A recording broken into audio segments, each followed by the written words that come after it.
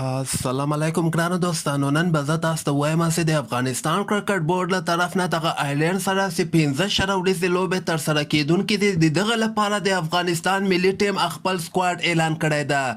دغه سکواډ ټکه منګه راسوي او ضربیا سفارشي لوبغاړي په دغه سکواډ کې شامل شوي دي. ویډیو تر اخره پورې وګورئ، په هر څه به تاسو پوه شئ. زه به تاسو ته وایم چې افغانستان به آیرلینډ سره په همدغه میاشته کې 15 شره ورځې لوبې ترسره کوي او دغه لوبې به په آیرلینډ کې ترسره کیږي. افغانستان کرکټ بورډ له طرف نه نن د افغانستان 14 لوبغاړي ورته اعلان شوي دي چې په دغه کې بعضې سفارشي لوبغاړي سکواډ کې اچول شوي دي.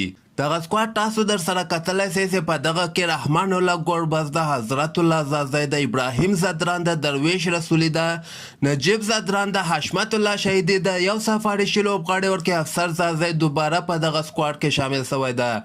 بل طرف ته محمد نبی ده، دغه کې کریم جنت ده، عظمت الله عمرزی ده، سفارشي لوبغاړی بل یعنی شرف الدین اشرف هم په دغه کې شامل شوی ده او د ده سفارش میرویس اشرف ده. د افغانستان کرکټ بورډ دغه وراره ده که خوره د نو د میرویس اشرف په سفارش باندې شرف الدین اشرف صاحب په دغه سکواډ کې شامل شوی ده.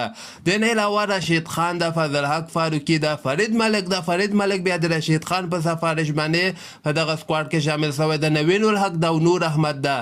دغه 14 افغان لوبغاړي آیلینډ ته اعلان شوي دي او دغه ریزرو لوبغاړو کې بیا کیف احمد ده، عثمان غنی ده، نجات مسعود ده او مجیب زدران ده. د ریزرو لوبغاړي هغه چې خدای نخواسته کوم لوبغاړی انفټ سي نو د هغه په ځای باندې به د ریزرو لوبغاړی په سکواډ کې شاملیږي. نو دغه 14 لوبغاړي دي.